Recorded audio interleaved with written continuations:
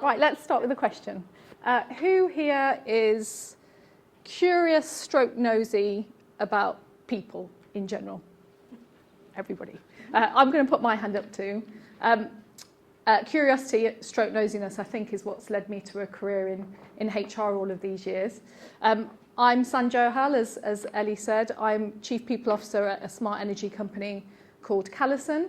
I wanted to talk to you about how my fascination with people from a really early age has led me to a bit of a journey towards authentic leadership. So I'll try not to trip over things.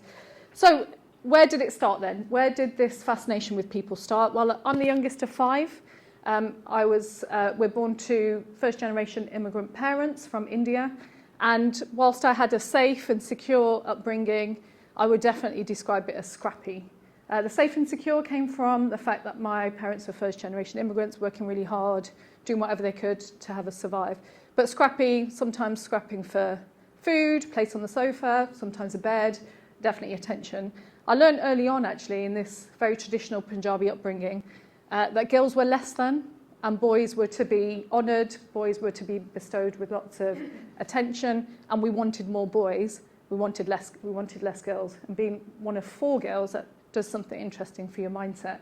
So I spent a lot of time in my household, very busy household, lots of family and community coming over, just watching people.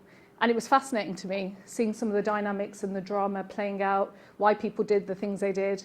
And we were never allowed to have the visitors' snacks, but we definitely had to sit there and kind of watch what was going on. So I learned early on that actually learning and burying my head in a book was a go-to place for me. And in my teens, when I wanted to flex a little bit in this strict household, I realised it might be my route out of that strict household and onto something else.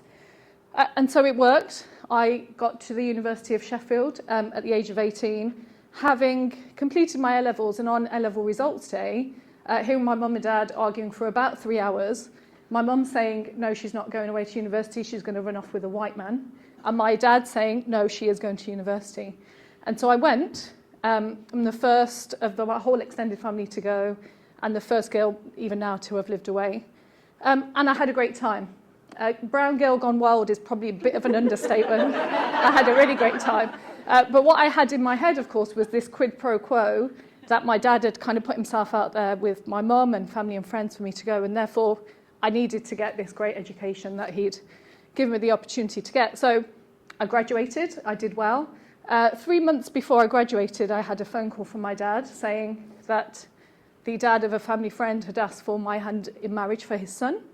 And so those kind of intros, etc., for arranged marriages were quite normal in our culture. And my sisters had been through the same, therefore it was inevitable for me. And so I married Jazz. 3 months after I graduated at the age of 21. We've been together for 26 years, so something went right, and we've got 2 boys.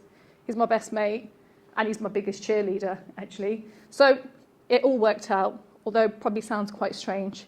So freshly married, freshly graduated, I started my career, I started in the world of work. And for about 15 years, I kind of smashed it. You know, that sounds super arrogant, but I was bolshy as hell. I was kind of high on my own Kool-Aid. I went from job to job. I got these big jobs, more responsibility, kind of bigger businesses. I was loving it. Except in my mid-30s, I hit a bit of a wall. I was working for a lecherous boss, just landed my first HR director role, and there was facing leadership challenges that I just couldn't find my way through. What I'd done before really wasn't working for me. And so I had to stop and think, right, okay, what the heck's going on here? What is going on for me in this moment? I thought I'd got everything I needed to. Around the same time, I came across this group of wonderful women. We call ourselves the Windsor Ladies. We were all on a leadership program together in Windsor. And they taught me, for the first time in my career, to stop, reflect, obtain feedback, the power of mentoring. I hadn't done any of that before because it was just me. I was told girls couldn't do anything, and therefore I was going to prove everybody wrong, and I didn't need anybody to do that. That kind of forced me to stop and learn. So I did some learning, not only from those ladies, but also around emotional intelligence, leadership styles. What is it that was going to get me through this little quandary I was in, away from this lecherous boss, but I still needed to work, so what was going on? The other thing I did at that time was just learn about my dad's story. So he came to the UK when he was 14 in 1954. He didn't know a word of English. He went to a all-white school. He was the only non-white. He was racially abused probably daily, but he was always trying to do better. He was always trying to have a better life, and he was determined. He was single-minded, but he was always authentically himself. And the light bulb came on for me that that's what I'd been doing, but I hadn't integrated my past or my leadership story with what I was trying to achieve. And that became a game changer for me in that moment, at that point in my career. It's also no coincidence that I went for the biggest step up career-wise of my career to date at that time, and I was successful. And for me, they all are linked. So what are the light bulb moments that I want to share with you? Well, find yourself a good group of women, and maybe this is the start of that today. They'll help you to reflect. They'll hold a mirror up. They also might be able to provide you some feedback, which is super valuable. Be curious. If I hadn't stopped in my tracks and been forced to be curious about my past, I wouldn't have understood it to the extent that I did. I wouldn't have been able to link that with my leadership story going forward.